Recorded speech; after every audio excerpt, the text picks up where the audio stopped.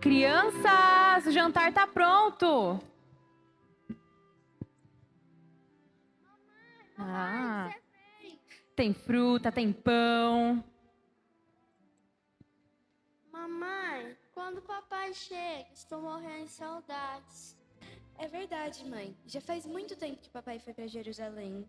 Quando ele volta? Calma, calma, já já ele tá aqui. Ele já deve ter saído. São alguns dias de viagem, mas logo ele vai estar aqui com a gente. Agora, ó, para de falar e vamos comer. Ai, puxa vida, já tá escurecendo. Preciso apertar o passo se eu quiser chegar em casa antes do anoitecer. Já faz dias que eu tô viajando e não vejo a hora de chegar em casa. Olha, eu vou confessar, passar 2 meses com Oséias na construção daquela sinagoga foi muito bom, mas também foi muito tempo. Eu não vejo a hora de chegar em casa, abraçar meus filhos, abraçar minha esposa. E além do mais, eu preciso contar para eles tudo o que aconteceu. Preciso contar para eles as experiências, tudo que eu vi, tudo que eu ouvi. Eu preciso que eles conheçam quem eu também conheci. Eles vão saber que, enfim, as profecias foram cumpridas. Senhor, muito obrigado pelo privilégio de poder ter conhecido o teu filho, o meu Redentor. Melhor eu indo, senão eu vou me atrasar. Crianças, amor, cheguei. Papai, que saudade! Que saudade. E aí? Oi, amor. Oi, amor. A gente tava com tanta saudade. Você deve estar morrendo de fome, Com né? Vem cá certeza. jantar com a gente. Vou pegar suco pra vocês.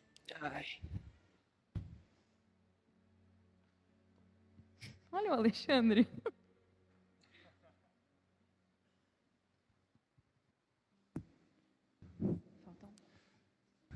Alexandre, você é muito arteiro, filhão.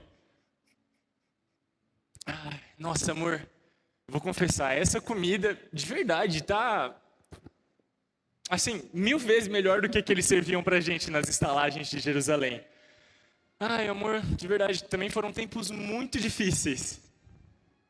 Ai, amor, que bom que você gostou. Mas, ó, acho que tá ficando tarde. Não tá na hora de vocês dormirem, não? não, mãe, vai acabou de chegar. Não, me ajuda. Olha, amor, na verdade, eu acho que vocês podem ficar mais um pouquinho, mas só porque eu tô muito ansioso pra contar uma coisa pra vocês. Na verdade, é pra contar sobre um homem que eu conheci lá em Jerusalém nesses 2 meses. Que assim, foi por muito pouco tempo, mas com toda certeza foi a melhor decisão que eu já tomei. Porque amor, crianças, aquele homem, ele sim mudou a minha vida. O que você tá falando, pai? Fala. Calma, eu sei que vocês estão muito ansiosas e eu vou contar. Mas antes, a gente precisa voltar lá atrás. Há muito tempo a gente é prometido sobre o Messias, lembram? Aquele que viria da semente da mulher, que pisaria a cabeça da serpente, o profeta vindouro, o profeta que seria maior que o próprio Moisés. Dessa história eu lembro. A gente aprendeu lá na sinagoga que o povo de Israel era escravizado no Egito, mas que Deus levantou um profeta que os libertaria. Exatamente, meu amor, acertou em cheio. E isso hoje a gente celebra como sendo a Páscoa, o momento em que Deus se compadece dos seus filhos e os ajuda a fugirem da escravidão do Egito.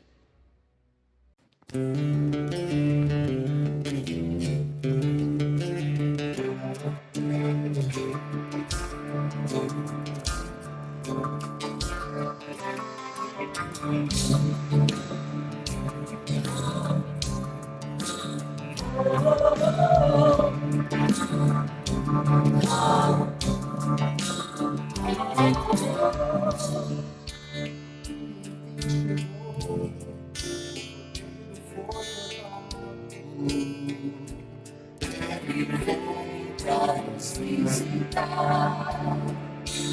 Onde o sangue está, no músculo da parte.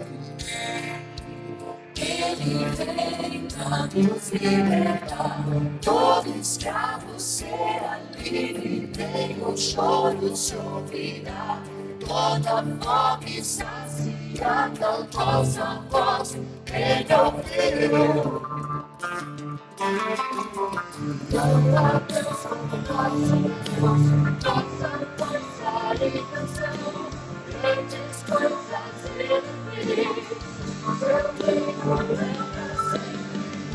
a Deus como nosso Deus, nossa força e canção, grandes coisas Ele fez, seu reino é pra sempre.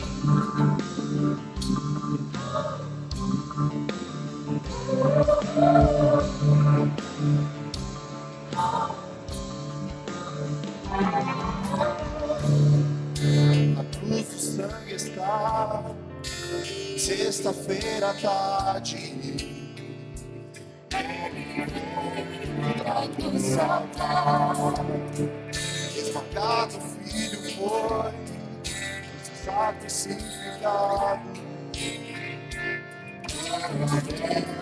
nosso lugar, sua vida derramou em tua condenação.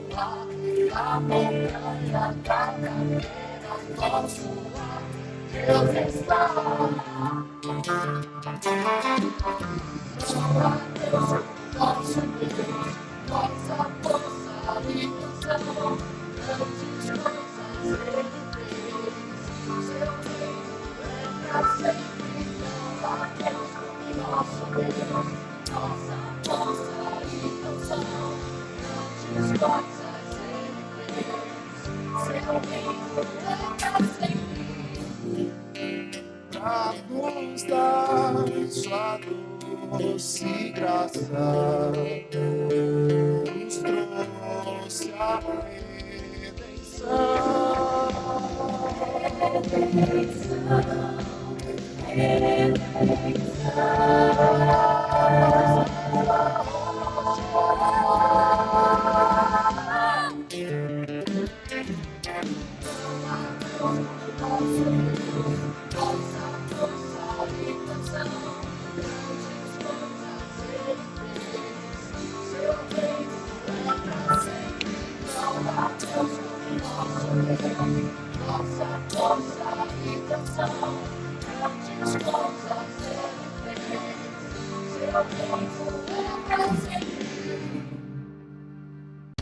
Não há Deus como nosso Deus.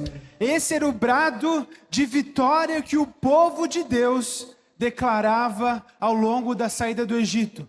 400 anos de escravidão, 400 anos de densas trevas acolhiam aquele povo. E diante de um profeta de Deus, que foi enviado pelo Senhor para administrar com Deus as pragas do Egito e quebrar todos os deuses do Egito, quebrar todo o governo do Egito, esse Deus declarou para o seu povo: Ele é o Deus dono dos céus e da terra. Na última praga do Egito, Deus administrou a morte. E diante dessa administração, diante dessa quebra de cadeias, Deus então manda o povo festejar.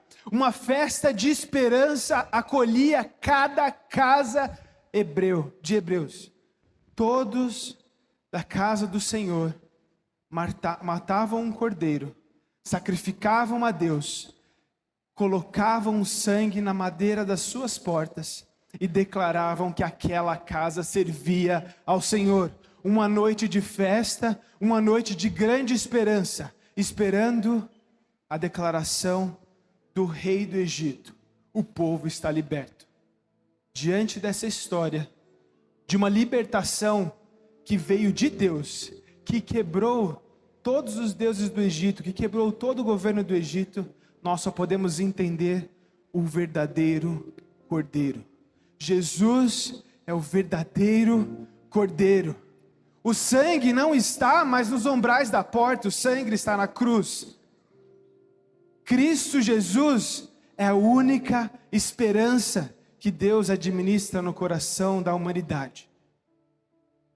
Cristo Jesus é o verdadeiro Cordeiro de Deus. Cristo Jesus é a única esperança para a nossa celebração.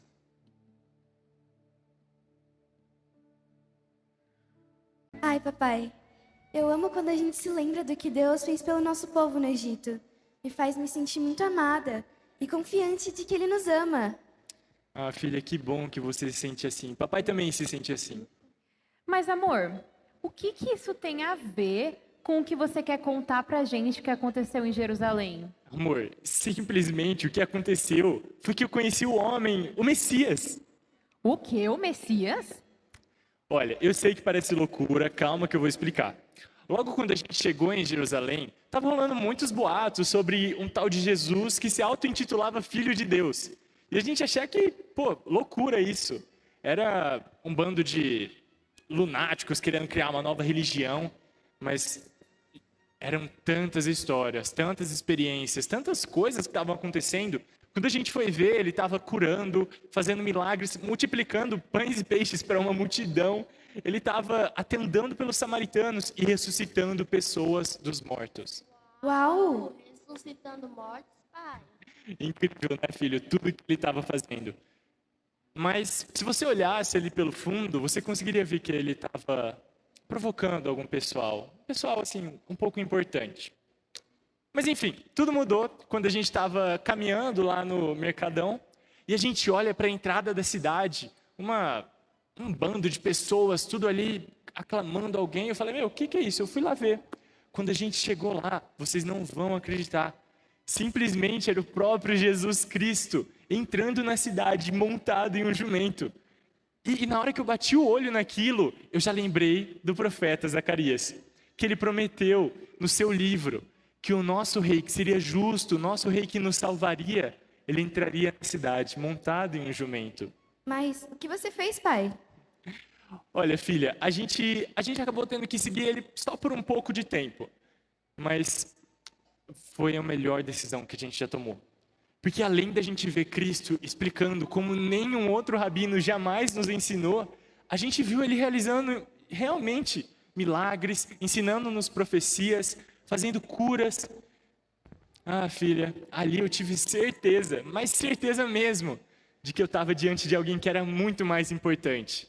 De que eu estava diante do próprio Messias, o próprio Filho de Deus, o nosso Redentor.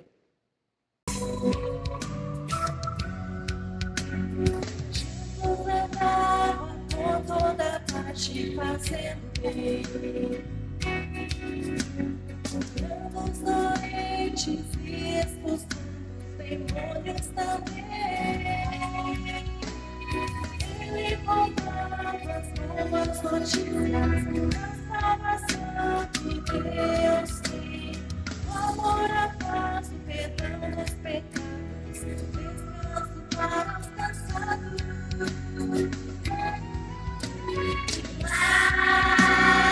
Que só Deus poderia fazer. Que só Deus poderia fazer. Qualquer pessoa que Ele ter, de graça vai receber.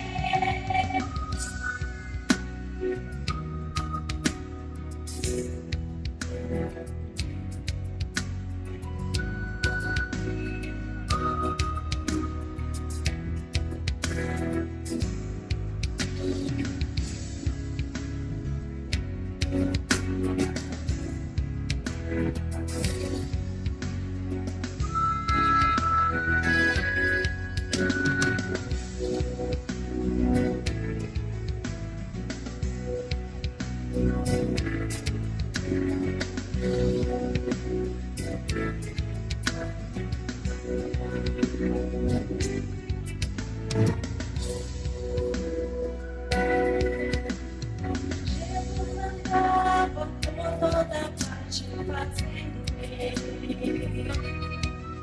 curando os doentes e expulsando os demônios também.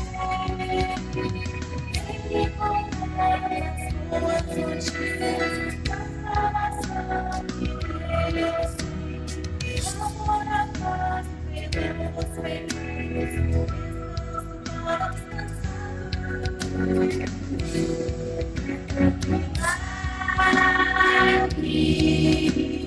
Que só Deus poderia fazer. Que só Deus poderia fazer. Qualquer pessoa que Ele ter.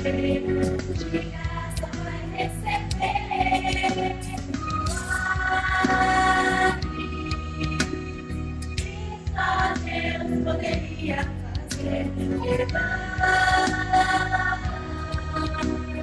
Cristo a Deus poderia vencer. Qualquer pessoa que nele crê, de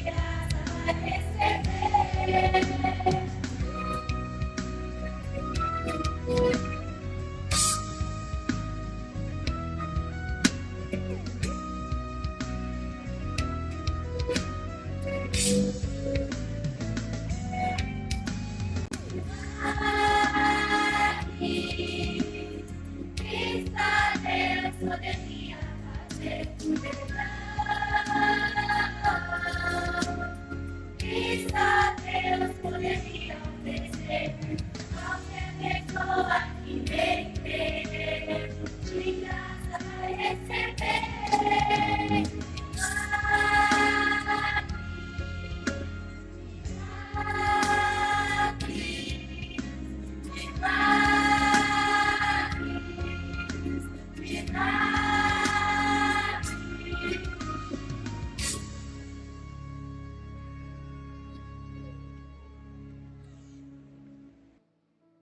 Por isso o Senhor mesmo lhes dará um sinal. A virgem ficará grávida e dará luz a um filho e se chamará Emanuel. Isso é o que nós lemos no livro de Isaías, capítulo 7, versículo 14. Uma profecia do profeta que anunciava a vinda do Messias. E essa profecia, ela se cumpre quando nós lemos Mateus capítulo 1, versículo 22 e 23, que diz o seguinte: tudo isso aconteceu para que se cumprisse o que o Senhor dissera pelo profeta: a virgem ficará grávida e dará à luz a um filho e lhe chamarão Emanuel. Irmãos, Jesus era o filho da virgem. Jesus é onde todas as promessas e profecias do Velho Testamento se cumprem. Ele é o Emanuel prometido. Emanuel, que por sua vez significa Deus conosco. Deus está conosco. Deus esteve conosco no meio de nós. É claro que por um breve período de tempo, mas tempo suficiente com tal importância, relevância e significado que os seus efeitos ecoam pela eternidade. O próprio Deus se torna homem. A encarnação de Cristo, meus irmãos, é um dos maiores, mais gloriosos e mais belos mistérios da fé cristã. Como pode, ao mesmo tempo homem, ao mesmo tempo Deus? E é o que João nos fala no capítulo 1, dizendo que o verbo se tornou carne. O verbo se tornou carne. Jesus, ele foi totalmente homem, nascido de mulher, judeu. Jesus cresce pelas ruas de Nazaré. Ele experimenta de todas as esferas da vida humana. Ele deu vista, irmãos, ele sente fome, ele sentiu sede, ele sentiu frio, ele sentiu cansaço. Jesus também se alegrou, Jesus deu boas gargalhadas, Jesus ele sofreu, Jesus foi tentado, Jesus ele se irou, mas sem pecar. Jesus chorou, é o Deus que se tornou ser. Mas irmãos, Jesus também foi Deus, ele não foi apenas homem. Ele foi totalmente homem, mas totalmente divino. O próprio Jesus nos lembra que ele era antes de todas as coisas. João capítulo 8, versículo 58 nos diz: eu lhes afirmo que antes de Abraão nascer, eu sou. Uma referência clara à pré-existência eterna de Jesus. Assim como Paulo nos lembra, ele é a imagem do Deus invisível. Ele é a imagem do Deus invisível. E Jesus, ele foi Deus, ele curou. Nós tivemos aqui agora essa imagem. Ele deu vista aos cegos, os mudos, os surdos foram curados, os mancos voltaram a andar. Jesus, ele ressuscitou os mortos, e Jesus proclamou com poder e com autoridade a palavra de Deus. A sua divindade foi manifesta na sua natureza humilde, na sua natureza santa, na sua sabedoria infinita e na sua capacidade de perdoar pecados. Jesus Cristo, irmãos, é a união perfeita entre o divino e o humano, entre o ser homem e o ser Deus. E ele veio, sabe por quê? Ele veio amando do Pai, para revelar o seu amor a nós. João 3, porque Deus amou o mundo de tal maneira que deu o seu único filho, para que todo aquele que nele crê não pereça, mas tenha a vida eterna. Ele veio também para nos reconciliar com o Pai, como Paulo nos fala em 2 Coríntios 5,19, Deus em Cristo estava reconciliando consigo o mundo, e Ele veio para nos mostrar um caminho de salvação, porque Ele é o caminho, a verdade e a vida. Ai, amor, deve ter sido tão incrível mesmo para vocês. Foi, amor. Realmente uma experiência que a gente não sabe nem descrever de quão boa que foi. Mas, então, o que aconteceu com Jesus? Ah, amor, a história não acaba muito bem. Bem, depois de tudo isso, infelizmente, como eu falei para vocês, dava para ver que alguma coisa estava sendo organizada ali por trás. Estavam tramando alguma coisa contra o próprio Cristo. Religiosos, cegos pela própria religiosidade e tradição, decidiram prendê-lo. Pior ainda, um dos próprios discípulos que andou a seu lado, que o acompanhou, viu tudo o que a gente viu, decidiu traí-lo. Então, enquanto Jesus orava com seus discípulos no Getsêmani, ele foi levado para a prisão, levado perante o Sinédrio e depois perante Pôncio Pilatos. E aí a história fica muito pior. Pôncio Pilatos, sabendo que Jesus era inocente, joga a decisão para o povo. E o povo prefere libertar Barrabás. E não só prender Jesus, mas crucificá-lo. Barrabás? Aquele assassino? Ai, que horror, mas e depois, o que aconteceu com Jesus? Felizmente, amor, o Jesus, ele foi enfim crucificado. Deram uma cruz pesadíssima para ele carregar, até o lugar onde ele seria crucificado. E em toda a caminhada, em todo o seu percurso, se você prestasse atenção, você conseguiria ver o quanto aquela cruz ela era pesada, quanto aquela cruz machucava aquele homem. A carga emocional e física eram tão pesadas, a angústia, a tristeza que aquele homem carregava. E eu também acabei sendo pego de surpresa quando de longe eu acompanhava a caminhada dele e um soldado me puxa pela mão e me obriga a carregar a própria cruz de Cristo. E foi nesse momento que eu percebi o quanto aquela cruz machucou aquele homem. O quanto aquela cruz ela era pesada, o quanto aquilo o torturava. Eu pude sofrer um pouquinho do que aquele homem sofreu. Isso foi algo horrível, foi terrível. Mas, de certa forma, foi bom poder ajudá-lo. Ainda que por pouco tempo, fazer aquilo para aquele homem gentil, simples, inocente, foi bom. Mas a história não acaba muito bem, porque depois de toda essa caminhada, ele então foi crucificado. E por 3 dias, até confirmarem a sua morte, o torturaram e ali ele sofreu. E depois de confirmarem que ele tinha morrido, sepultaram. Para garantir que aquilo calasse a boca dos seguidores dele, ainda selaram o túmulo.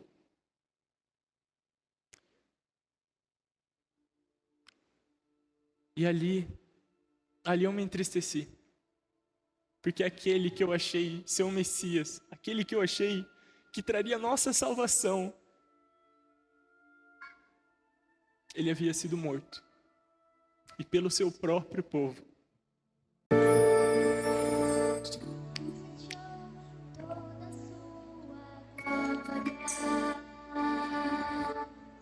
Veio o mundo como homem pra nos salvar. Viveu aqui e conheceu nossas dores. Mas venceu em nosso lugar. Nos mostrar que o Criador, o único Deus, nos ama e deseja restaurar. Seu perdão vai além dos céus, nenhum monte é tão alto, nenhum vale tão profundo como o amor do nosso Deus.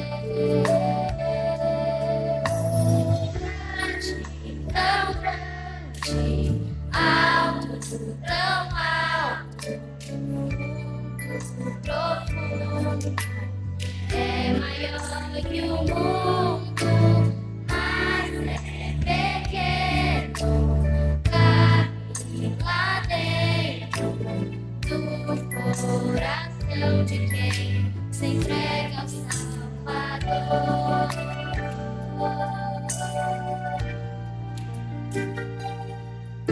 Jesus deixou toda a sua glória, veio ao mundo como homem pra nos salvar. Viveu aqui e conheceu nossas dores, mas ele sofreu e venceu em nosso lugar, pra nos mostrar que o Criador, o único Deus, nos ama e deseja restaurar. Seu perdão vai além dos céus, nenhum monte é tão alto, nenhum vale tão profundo como o amor do nosso Deus. Grande, tão grande, alto, tão alto, fundo, profundo, é maior que o mundo, mas é pequeno, cabe lá dentro do coração de quem se entrega ao Salvador.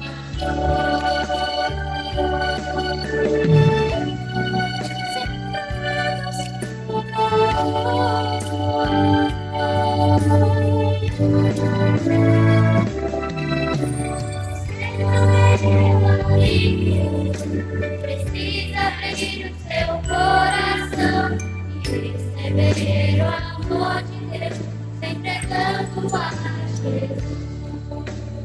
Grande, tão grande, alto, tão alto,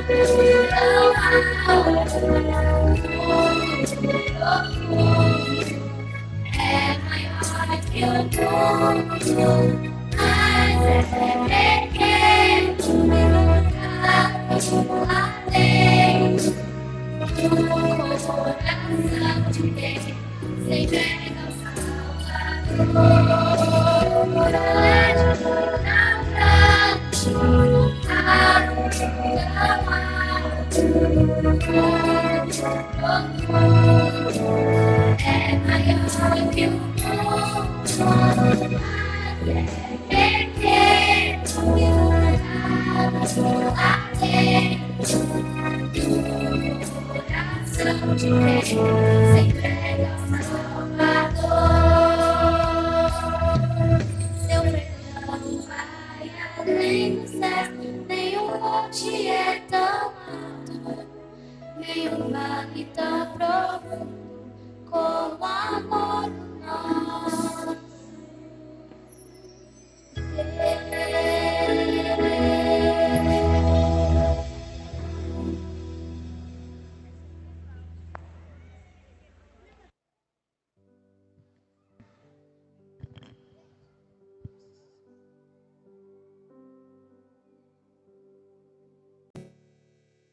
João capítulo 11, versículos 49 a 52, diz assim a palavra de Deus. Então, um deles, chamado Caifás, que naquele ano era o sumo sacerdote, tomou a palavra e disse: nada sabeis, não percebeis que vos é melhor que morra um homem pelo povo e que não pereça toda a nação? Estou no versículo 51.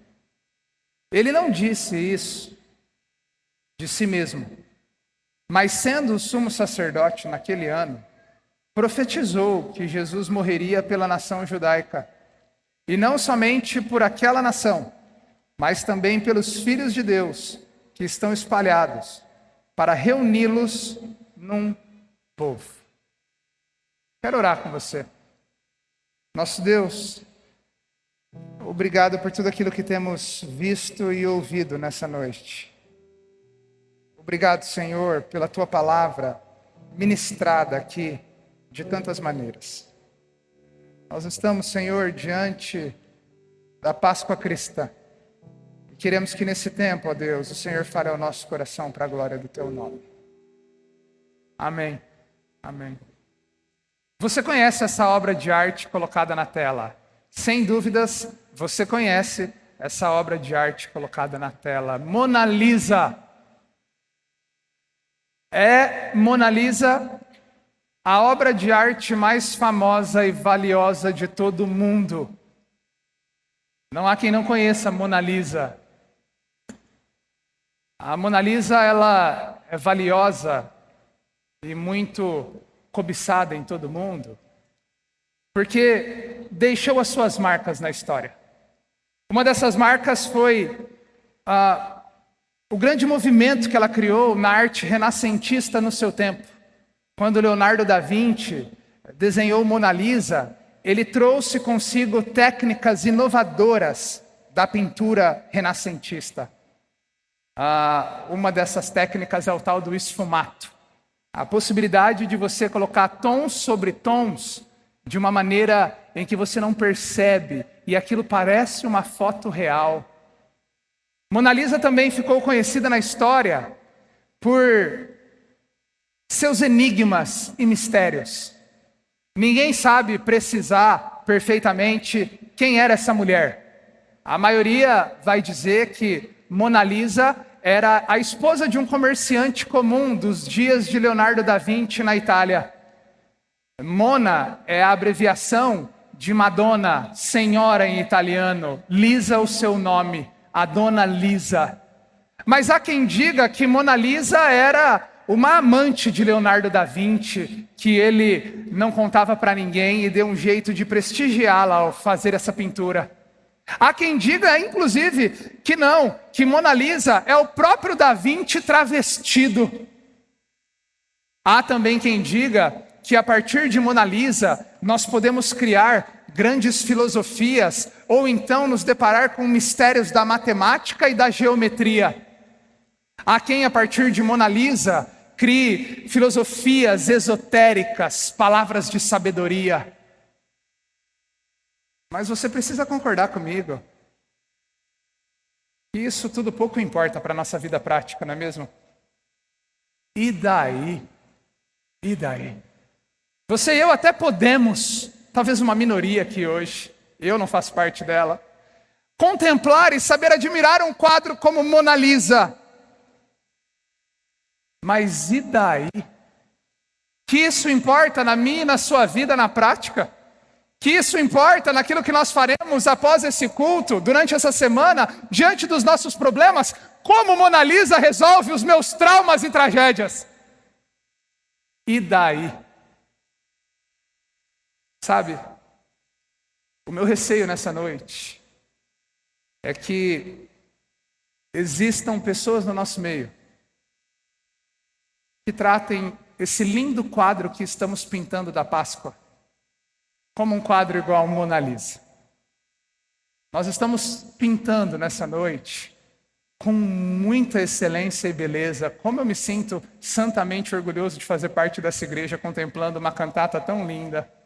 Nós estamos contemplando um quadro muito lindo sendo pintado, que é a Páscoa cristã.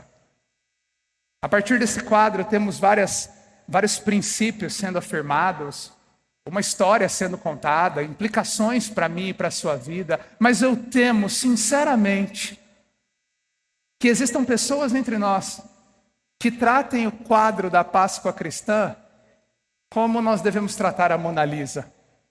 E daí? Que a Páscoa afeta o meu ser, que a Páscoa cristã afeta os meus problemas, que a Páscoa cristã diz sobre o meu pós-culto, sobre a minha semana, sobre o que eu farei aqui e ali, e daí Páscoa? É por isso que eu quero propor para você uma frase para a nossa reflexão que aparece na tela agora. É o fato de que, para mim e para você nessa noite, a Páscoa cristã não deve ser apenas um quadro para ser visto à distância, mas um caminho de redenção, transformação e esperança. Eu vou repetir isso, porque isso é muito importante para mim e para você nessa noite. A Páscoa cristã não é apenas um quadro para ser visto à distância, mas um caminho de redenção, transformação e esperança. Quando nós olhamos para esse trecho de João, capítulo 11, versículos 49 a 52, volte os seus olhos para a sua Bíblia. O que nós vemos aqui é o quadro da Páscoa sendo pintado. Olhe para o versículo 50 e veja se esse não é o resumo da Páscoa. Olhe o versículo 50 comigo.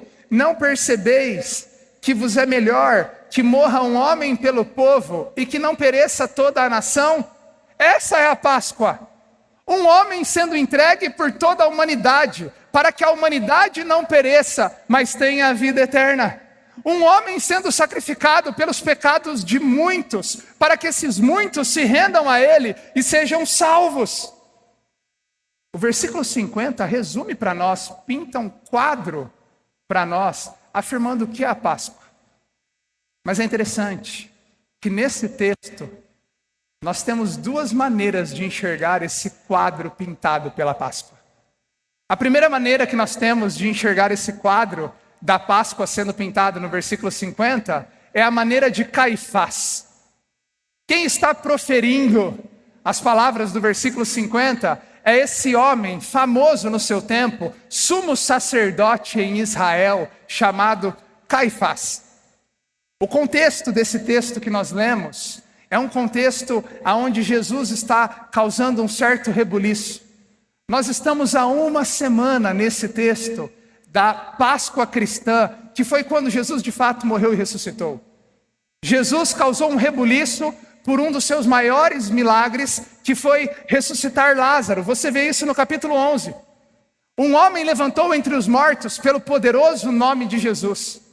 Ninguém fala de outra coisa a não ser desse Jesus que vem operando milagres, que vem realizando curas, que vem testemunhando e provando ser o Messias.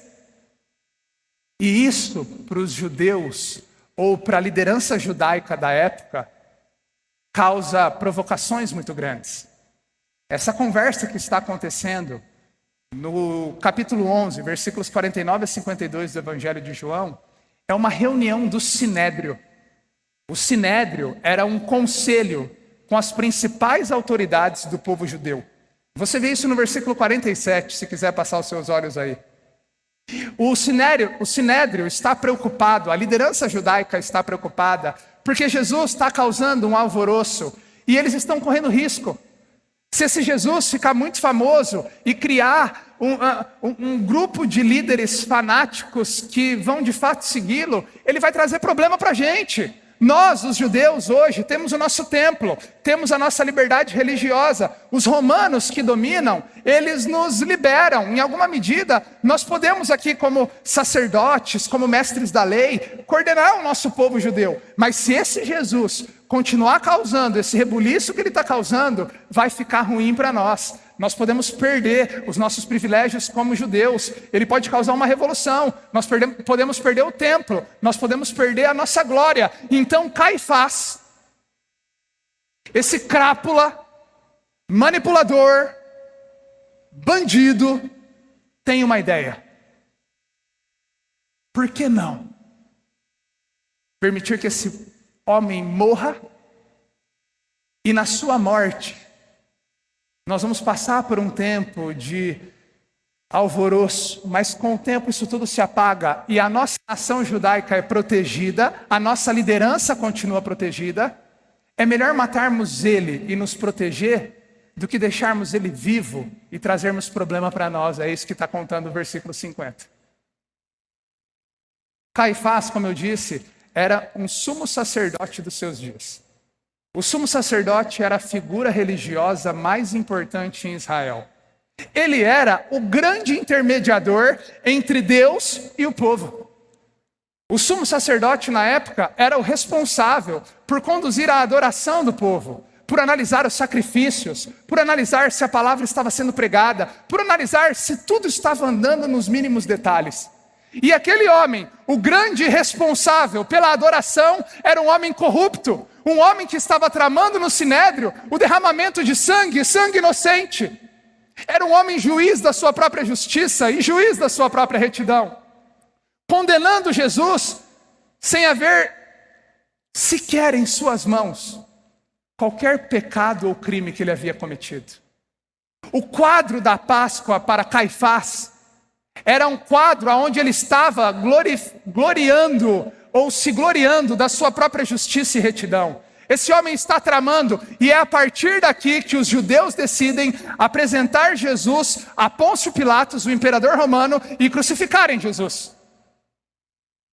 A Páscoa cristã de Caifás, no retrato do versículo 50, é uma Páscoa maligna, de um homem que vive para os seus próprios interesses, corrupto e sanguinário. Mas esse texto também nos conta um outro quadro sobre a Páscoa. E o evangelista João, quando relata esse texto para nós, no versículo 51, pinta um quadro diferente do que o Caifás estava pintando. Olha só o versículo 51 que ele diz. Ele, Caifás, não disse isso de si mesmo, mas sendo sumo sacerdote naquele ano, profetizou que Jesus morreria pela nação judaica. E não somente por aquela nação, mas também pelos filhos de Deus que estão espalhados, para reuni-los num povo. A ideia de Caifás era uma sentença maligna, egoísta e má. Mas Deus tinha outros planos. Quando o evangelista João diz que Caifás não disse isso de si mesmo, há uma ideia implícita aqui no mundo teológico de que Deus está usando uma fala maldosa de Caifás para ressignificar isso e cumprir os seus planos e propósitos.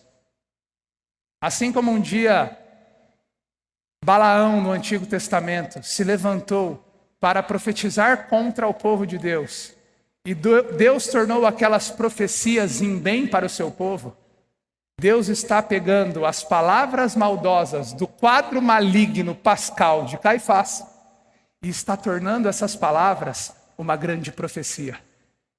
Ao dizer que ele não dizia isso de si mesmo, a ideia é, Caifás não estava pensando nisso. Caifás não estava olhando isso como uma profecia ou como algo em que ele estava sendo um instrumento de Deus. Mas Deus, no seu glorioso plano eterno, permitiu que as palavras desse crápula e manipulador maligno se tornassem uma grande profecia para a história. E onde Caifás desenhou um cenário maligno, Deus desenhou um grande projeto. Sim, Deus estava confirmando que deveria sim um homem morrer pelos pecados de todos, para que todos pudessem ter acesso a essa salvação. Deus sim sacrificou o seu filho para que nós pudéssemos ter vida e vida em abundância, porque nós deveríamos morrer. Então Deus sim, no seu plano glorioso, pinta um outro quadro, um quadro onde a Páscoa significa redenção. Um homem, o Cordeiro Santo de Deus, tirará o pecado do mundo, redimirá a maldade desse mundo, e oferecerá àqueles que crerem no seu nome a possibilidade de serem filhos de Deus. É por isso que a profecia que Deus ressignifica na boca de Caifás é uma profecia que promete salvação. Deus não perde o controle sobre as palavras de Caifás. E na morte e ressurreição de Jesus, oferece a mim e a você a possibilidade de nos relacionar com Ele. Na morte e ressurreição de Jesus, Deus nos oferece uma transformação de vida. Nós que antes éramos criaturas de Deus, criados, segundo Gênesis capítulo 5, versículo 3, a imagem de Adão, pecaminosos, uma imagem de Deus corrompida, agora podemos ser chamados filhos de Deus. João capítulo 1, versículo 12 diz: contudo, os que o receberam, os que creram em seu nome, deu-lhes o direito de se chamarem filhos de Deus.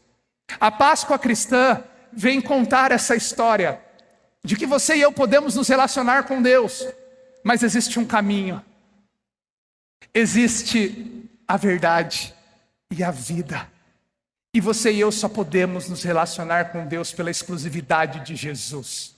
O Cristo que foi morto e ressuscitou, pagou o preço dos nossos pecados para que pudéssemos ter a vida eterna, e essa vida começa hoje. E o que é isso tudo, senão a ceia do Senhor? A nossa Páscoa cristã é a ceia do Senhor, porque a Páscoa cristã, que é a ceia do Senhor, conta para nós esse quadro, pinta para nós esse quadro, de que pelo pão nós celebramos ou lamentamos a morte de Jesus pelos nossos pecados. A ceia do Senhor pinta o quadro vermelho de sangue, e o sangue, o suco de uva, o vinho, simboliza o sangue de Jesus derramado na cruz do Calvário, para que Deus agora pudesse nos oferecer a salvação. A ceia do Senhor é a Páscoa cristã. E não há outra maneira mais sublime de celebrarmos a Páscoa, senão celebrando a ceia do Senhor. Mas é possível hoje estarmos diante da Páscoa e da ceia, pintando quadros diferentes. Porque o próprio Paulo, em 1 Coríntios capítulo 11, ele afirma que o que para muitos a ceia pode ser uma celebração, para outros a ceia pode ser condenação. Em 1 Coríntios capítulo 11, versículo 28, Paulo diz que diante da ceia, cada um deve se examinar, para que depois então coma do pão e beba do cálice, para que não coma e beba condenação para si mesmo. A ideia de Paulo é mostrar que diante da Páscoa cristã, diante da ceia do Senhor, Deus se importa se nós entendemos o significado da morte e ressurreição de Jesus, mesmo ou não. Ao participarmos da ceia do Senhor, nós estamos assumindo que recebemos o sacrifício de Jesus na cruz por nós. Estamos assumindo que reconhecemos os nossos pecados. Estamos assumindo que morremos com Ele naquela cruz. Estamos assumindo que Ele ressuscitou para nos dar vida. Ao participarmos da ceia do Senhor, nós estamos assumindo que naquela quinta-feira à noite, a quinta-feira da angústia, em que Jesus suou sangue, cada gota da sua angústia, em cada gota da sua angústia estavam os meus e os seus pecados.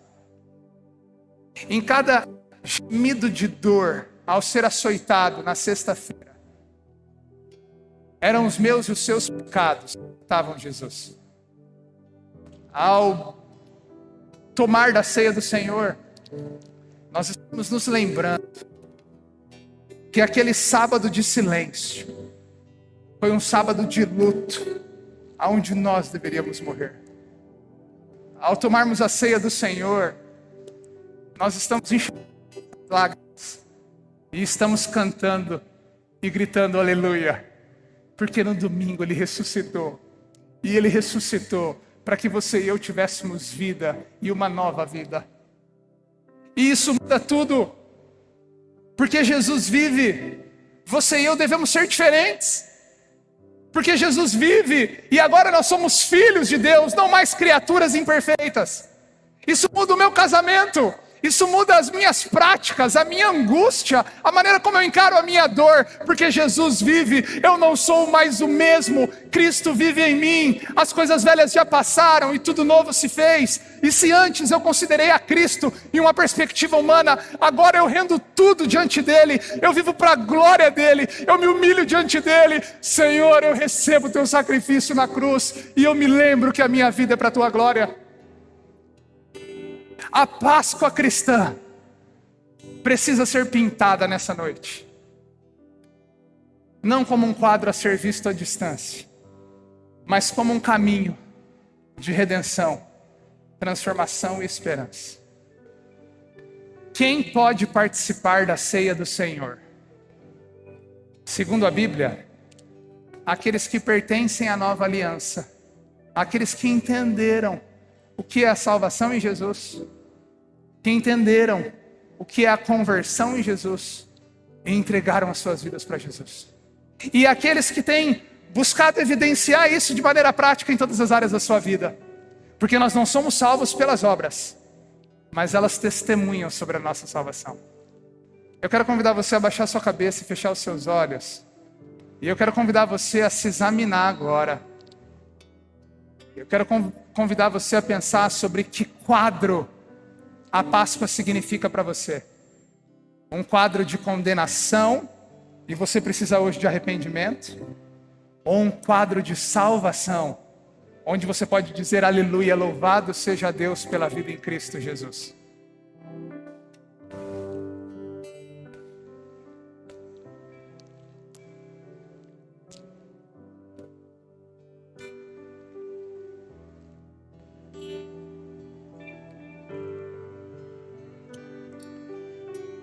Senhor, examina o nosso coração, Deus. Se hoje alguém está entregando a sua vida para Jesus, que assim seja, e seja bem-vindo à mesa da ceia. Se hoje alguém está se arrependendo dos seus pecados, confessando o Senhor, o desejo de voltar a andar firme contigo, que assim seja, e seja bem-vindo à mesa da ceia. Se há alguém aqui hoje, Senhor, convencido da sua miséria e convencido do alto preço de Jesus pago na cruz, que assim seja, que seja bem-vindo à mesa da ceia. Senhor, nós queremos que a mesa da ceia seja para nós hoje um ambiente de redenção, transformação e esperança, e não de condenação, Senhor. Ajuda-nos, Senhor. Obrigado pela vida de Jesus, obrigado pela morte de Jesus, obrigado pelo sacrifício do Deus vivo, que nos chama de filhos e nos redime, Senhor. Obrigado, Senhor. Nós não merecíamos, Senhor, nós não éramos dignos, Senhor, nós não merecíamos nenhuma gota do sangue, mas o Senhor pagou esse preço, ó Deus, e ao Teu nome nós queremos celebrar. Nós nos celebraremos aqui hoje, nós celebraremos a ceia com lágrimas, mas com alegria, porque Cristo está vivo, e Ele ainda haverá de viver conosco para sempre, sempre, sempre. Ao Teu nome, Senhor, honra, glória e louvor, em nome de Jesus. Amém, amém. Eu quero convidar você a se colocar de pé. Enquanto, junto com o coral, nós formamos um grande coral. Os irmãos nos servirão com o pão e o suco. E você vai ter paciência, por favor, para receber esse cálice, esse pão. Se você vai tomar a ceia e entender o Evangelho de Jesus, pegue o pão, pegue o suco de uva e aguarde para que a gente tome juntos. Vamos adorar ao Senhor.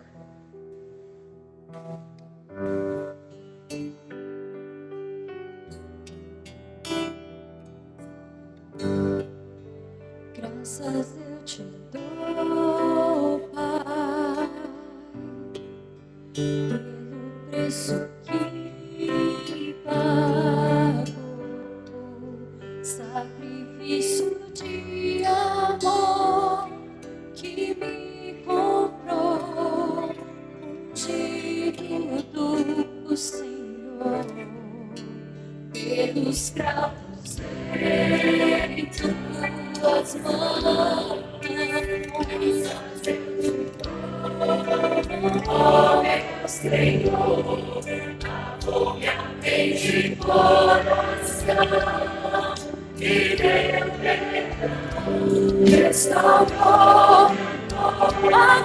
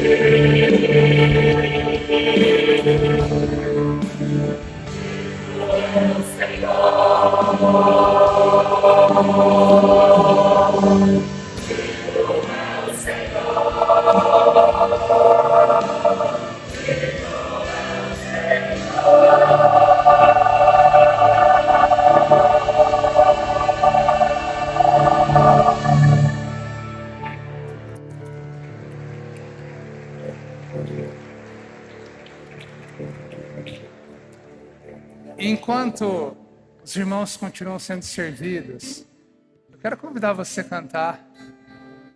Digno é o Senhor mais uma vez. Digno é o Senhor sobre o trono.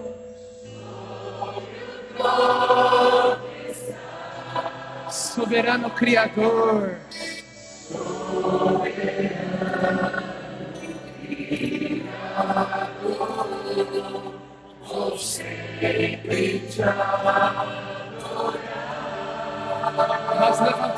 nossas mãos.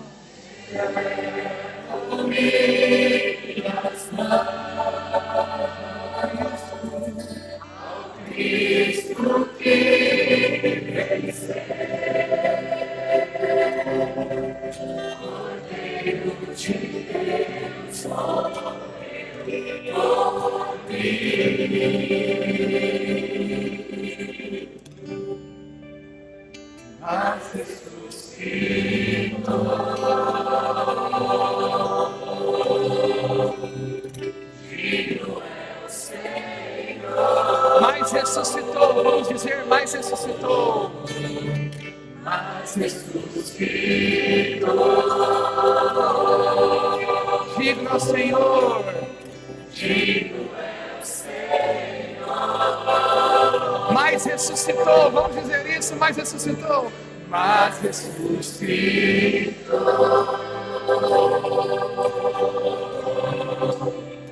Digno é o Senhor. Vamos dizer aleluia. Aleluia.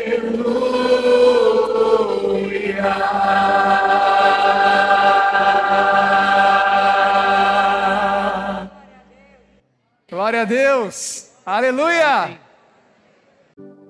Em 1 Coríntios capítulo 11, o apóstolo Paulo diz: eu recebi do Senhor o que também os entreguei.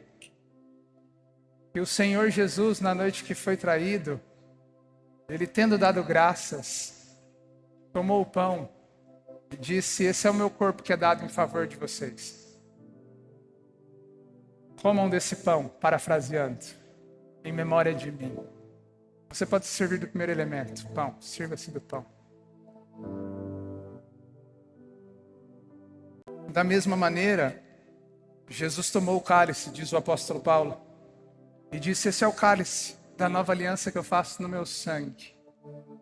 Sempre que vocês participam desse cálice, vocês anunciam a morte do Senhor, mas anunciam também a sua vinda, até que Ele venha. Esse é o cálice da ressurreição, da vida eterna. Participe do cálice comigo, conosco.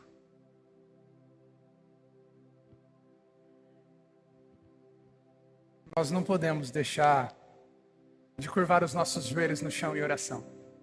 Se você pudesse ajoelhar agora, o pastor Lucas nos conduzirá a uma oração. Amado Pai, nós, diante de uma noite tão especial, diante do que o Seu Filho é para nós, o verdadeiro e único detentor de toda a esperança, o Cordeiro Pascal, queremos, ó Deus, celebrar da vida que temos no Senhor, celebrar da salvação que o Senhor nos dá.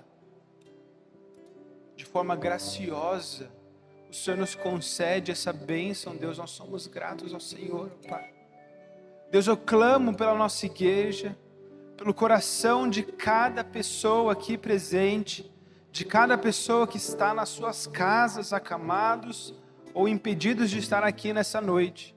Eu clamo, Deus, por essa cidade, que ela se renda aos teus pés, dia a dia, celebrando e anunciando a vida em Jesus. Ó Pai, perdoa os nossos pecados. Deus, clamamos ao Senhor diante de demandas, diante de problemas e situações da nossa vida. O Senhor é o nosso Deus. O Senhor é a nossa força. O Senhor é a nossa salvação, a nossa libertação, a nossa única esperança. Que o Seu amor abunde em nosso coração, que o Seu amor reine em nós, que o Seu amor cresça dia a dia na expressão dessa comunidade, na vida um com o outro.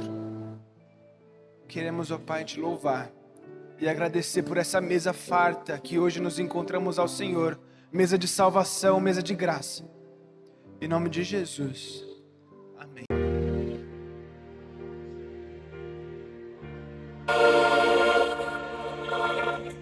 Oh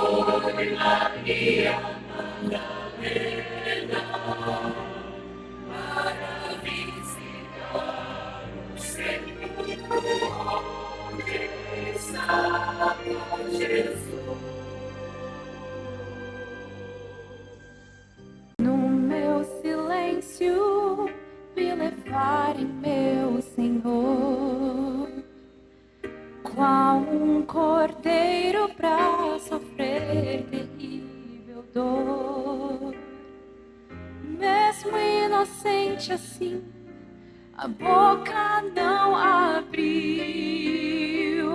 e ao seu redor somente escárnio se ouviu. Cada batida do martelo feriu. Tão grande sacrifício aqui jamais se viu. E ouvi do mestre ainda, já consumado está. E outra voz tão cruel falou-me: Cristo já morto está.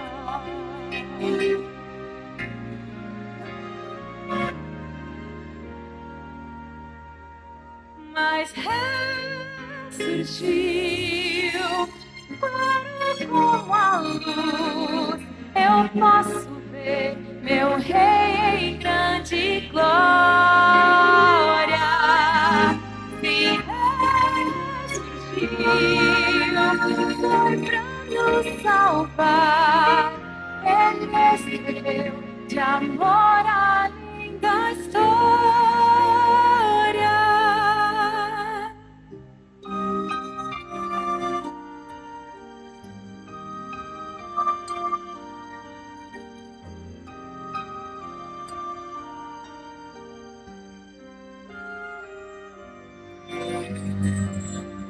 Lacraram o sepulcro do meu Salvador.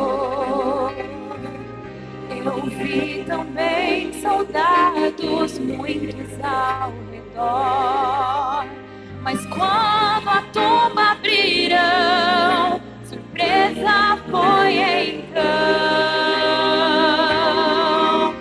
Seu corpo não está lá, Jesus ressuscitou.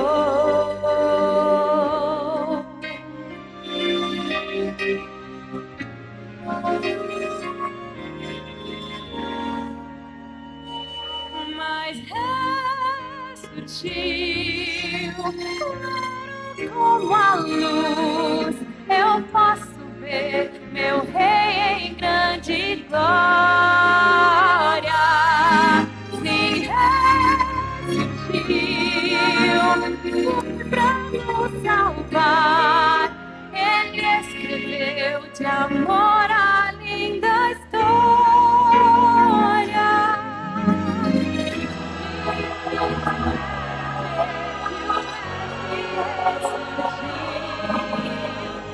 Mas tudo que nos prometeu, Ele cumpriu.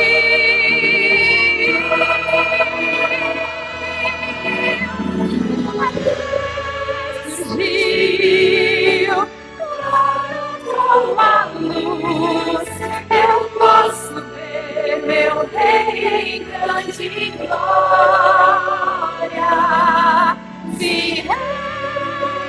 ressurgiu, foi pra nos salvar. Ele escreveu de amor a linda história.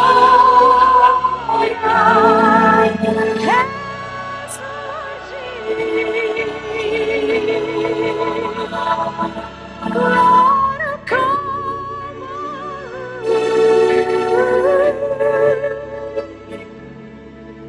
Ele escreveu de amor a linda história. Jesus Cristo, Rei da glória, sobre a morte já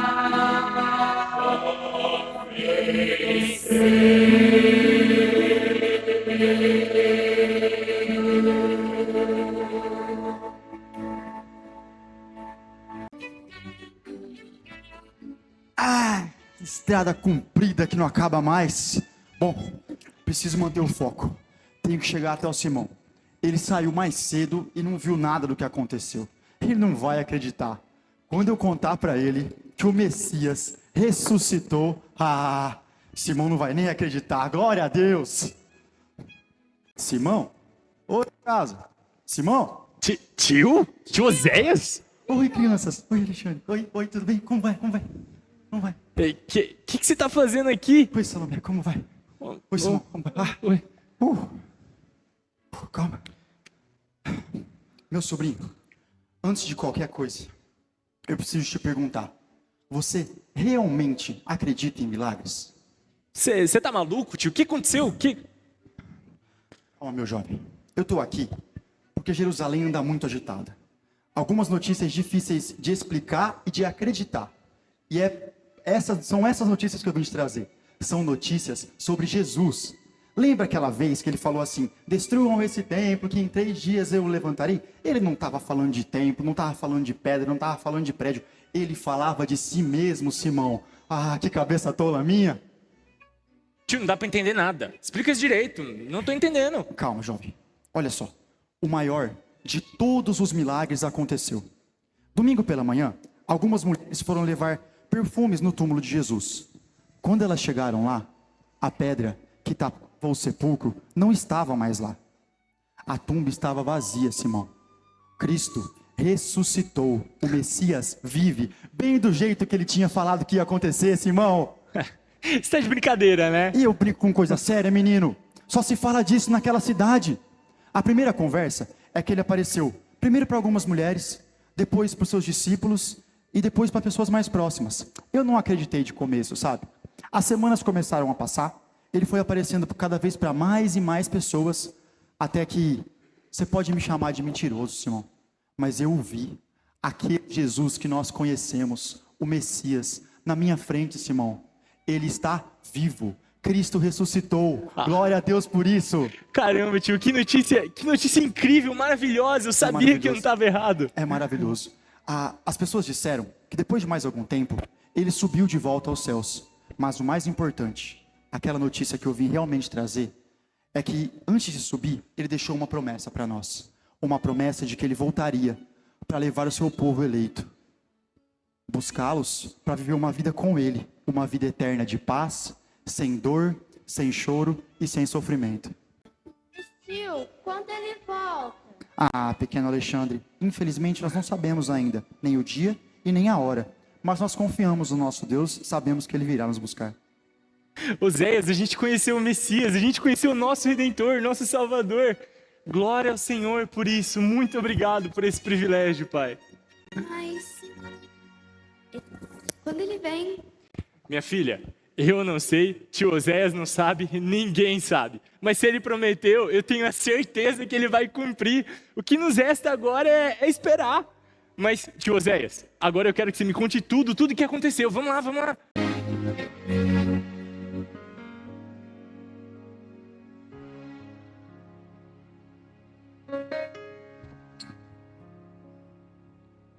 Há muito tempo eu tenho ouvido a promessa de que virás para resgatar os filhos seus. Nem sempre é fácil, mesmo assim eu tenho crido que o mundo vai passar eterno. Só é Deus. Eu posso ver ao meu redor que o mal insiste em tomar meu coração, mas tua mão me faz melhor pra merecer o instante em que direi então: Senhor Jesus, eu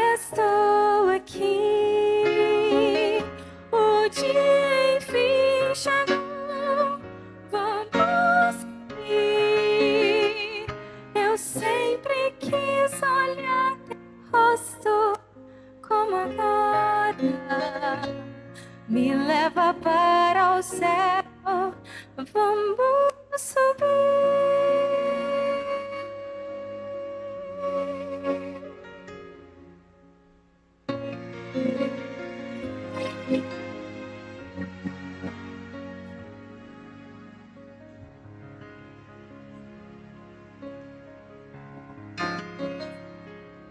Mesmo que todos os amigos se afastem e que eu seja perseguida em meu viver,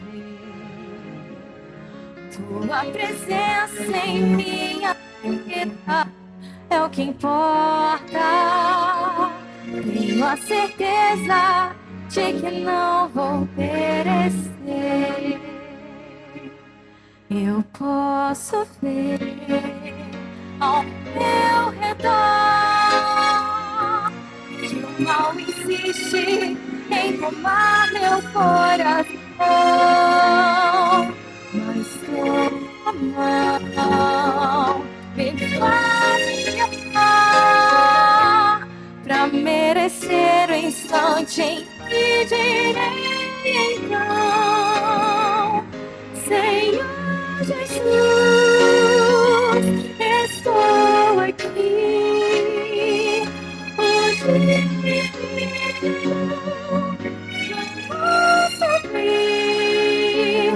Eu sempre quis olhar teu rosto, como agora. Me leva para o céu, vamos subir. Já posso ver o que me espera. Já posso contemplar o teu olhar.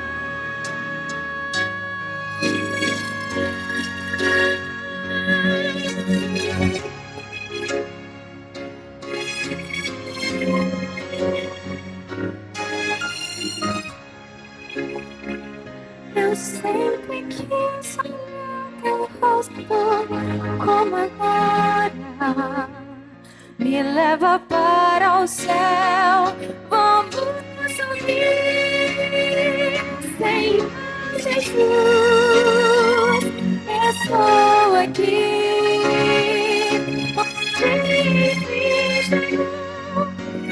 vamos subir.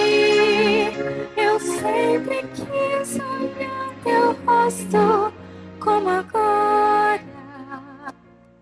Me leva para o céu, vamos subir.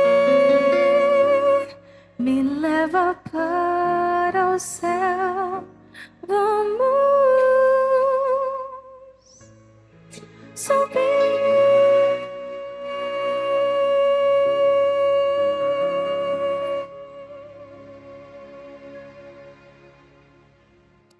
Bendito seja o Deus e Pai de nosso Senhor Jesus Cristo, que segundo a sua grande misericórdia nos gerou de novo para uma viva esperança, pela ressurreição de Jesus Cristo dentre os mortos.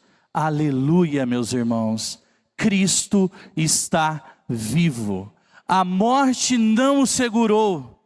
A morte não venceu. O sepulcro era fraco diante da mão forte de Deus. Aleluia. Graças à misericórdia de Deus, hoje cada um de nós aqui temos esperança.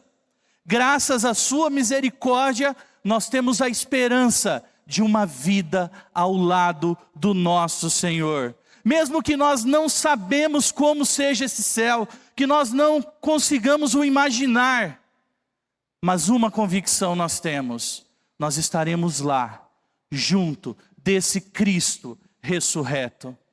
Hoje, eu e você celebramos a ceia aqui essa noite, lembrando de tudo que Deus fez por nós, lembrando da Páscoa judaica, lembrando do sangue passado pelas portas que já apontava para o Messias, lembrando do Cristo encarnado, lembrando do Verbo que se fez carne e viveu aqui no meio de nós, lembrando do Cristo humilhado, lembrando dele sendo esmagado naquela cruz, do seu sangue escorrendo por aquela cruz, por alguém que não merecia, como eu e você. Mas nada disso, do que foi apontado no passado, da cruz, teria tido algum efeito. Tudo isso teria sido em vão, se Cristo não houvesse ressuscitado. Mas Ele ressuscitou. Aleluia, glória a Deus por isso. Ele ressuscitou e Ele está vivo, Ele continua reinando, Ele é o Deus soberano sobre todas as coisas, Ele venceu a morte, meus irmãos, e nós estamos aqui nessa noite para celebrá-lo, e vivemos agora com a esperança de que Apocalipse 21 se cumpra. Então diz, então vi um novo céu e uma nova terra, pois o primeiro céu e a primeira terra tinham passado e o mar já não existia. Vi a cidade santa, a nova Jerusalém, que descia do céu, da parte de Deus, preparada como uma noiva adornada para o seu marido. Ouvi uma forte voz que vinha do trono e dizia, agora o tabernáculo de Deus está com os homens, com os quais ele viverá.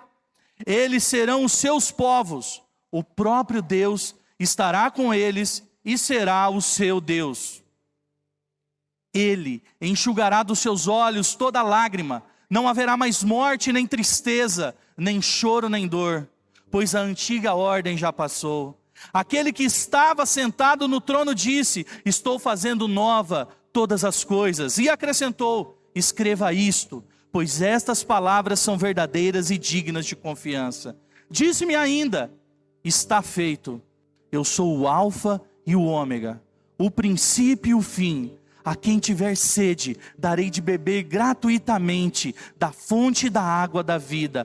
O vencedor herdará tudo isso, e eu serei o seu Deus, e ele será o meu filho. Aleluia, meus irmãos, ele ressuscitou, e nós estamos aqui essa noite, aguardando esse dia chegar, e enquanto esse dia não chega, nós viveremos para a sua honra, e para a sua glória, até que um dia, nós não mais celebraremos essa ceia aqui, mas a celebraremos nos céus, junto com aquele que morreu, mas ressuscitou, e está aqui no nosso meio nessa noite, aleluia, ele ressuscitou. Desde a criação do mundo, pelas mãos do grande Deus, colocando cada estrela em seu lugar. Grande plano havia, um plano de redenção. O Cordeiro do Supremo Deus viria para salvar.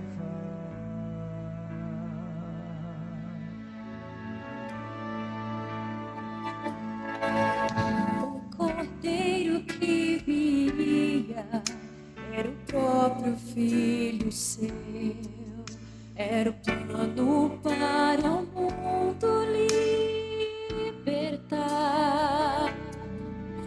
Derrotou o mal e a morte, o Cordeiro de poder, ressuscitado pôde assim ao mundo resgatar.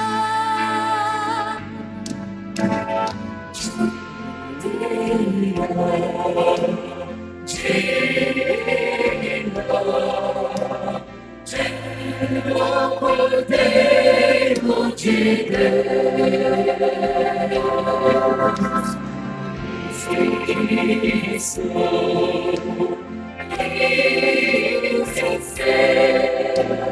Cristo, Cordeiro de Deus.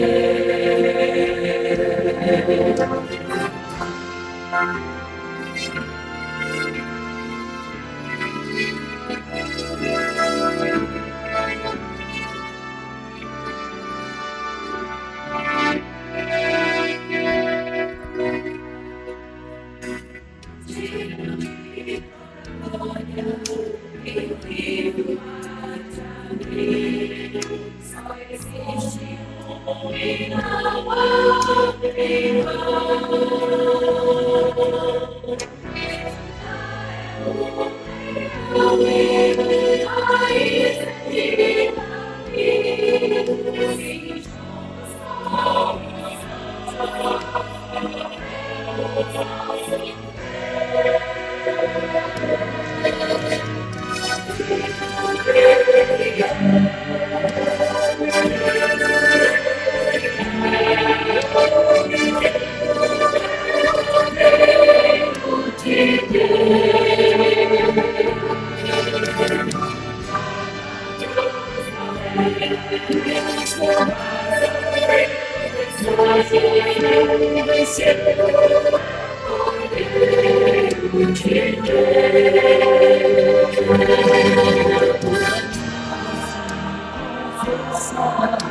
Jesus é o Senhor.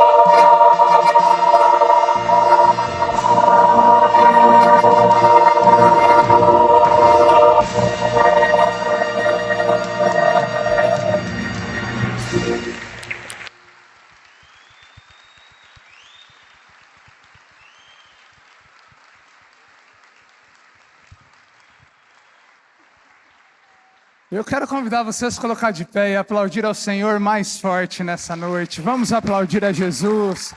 Vamos aplaudir a Jesus. Aleluia!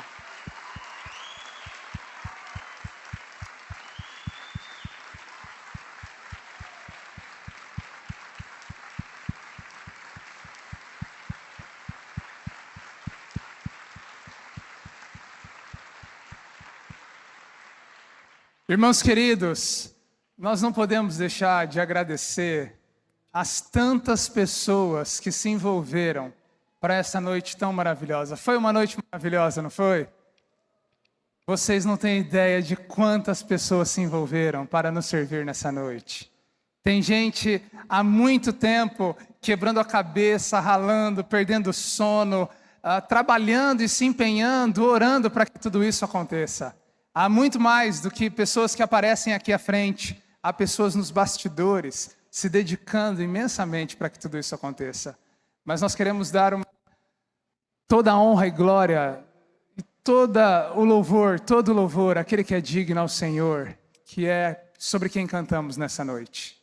E nós queremos, ao final desse tempo, pedir que todos aqueles voluntários que participaram de alguma forma, venham para frente ao final, enquanto cantamos essa última canção com a igreja, venham para frente. A gente quer terminar com uma salva de palmas, mais uma, para todos aqueles que participaram, todos. Nós queremos encher esse palco menor também, todo mundo que participou vai vir aqui para frente para cantar com a gente a última música. E eu quero convidar você, vou pedir até para as luzes da nave acender, por favor.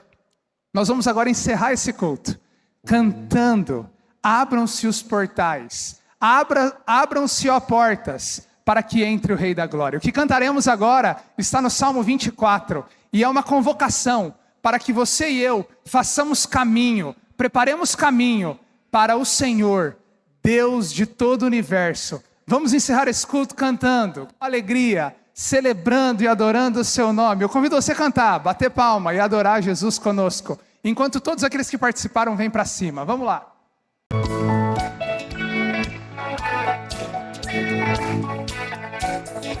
Se os portais para que entre o Rei da Glória. Todo mundo, vem cá, vamos cantar. Isso, pode vir. Vem, crianças. Vamos lá. Ergam-se nossas mãos ao Deus de toda a eternidade.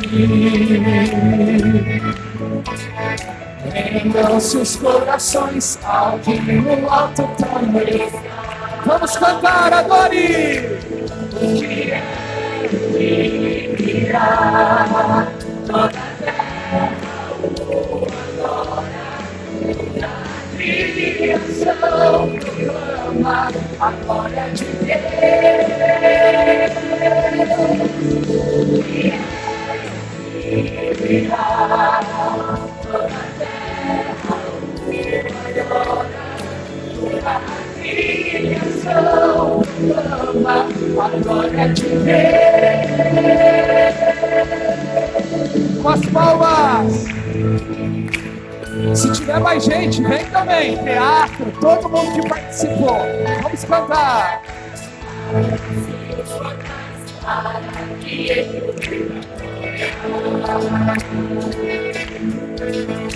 Abram os corações.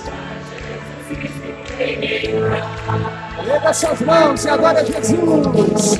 Ergam-se nossas mãos ao Deus de toda a eternidade. Ergam-se os corações ao que no alto trono. Jesus virá, aleluia! O dia virá, toda a terra o adora. Toda a criação proclama a glória de Deus. O que virá? Toda a terra o adora. Toda a criação proclama a glória de Deus. Diga, teu é o Rei da Glória.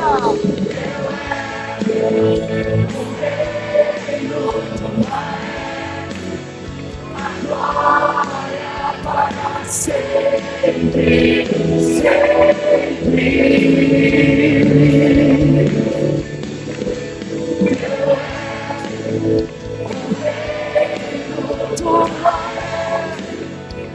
Glória para sempre,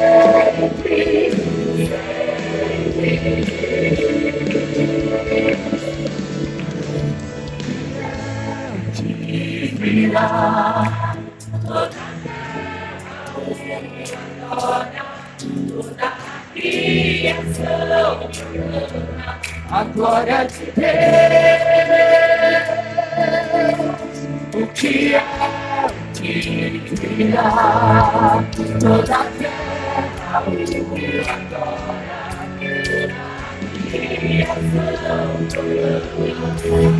mais uma vez, teu é o Rei, o poder e a glória.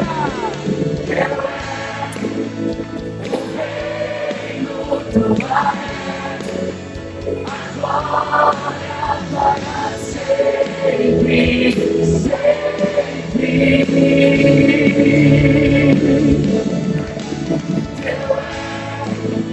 O reino do ar.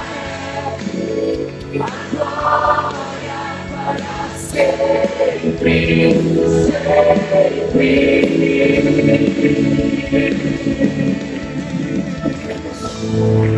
Aleluia!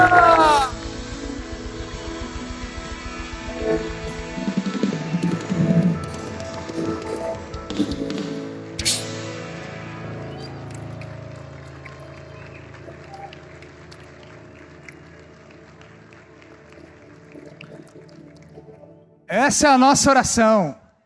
Essa é a nossa oração. Que você e eu, enquanto Jesus não volta, sejamos caminhos preparados que anunciam a sua glória por Tupã e por onde Ele nos levar para a glória do seu nome. Amém? A todos vocês uma boa semana. Vamos na graça e na paz do nosso Senhor Jesus. Aleluia! O que é, o que virá. Amém. Amém.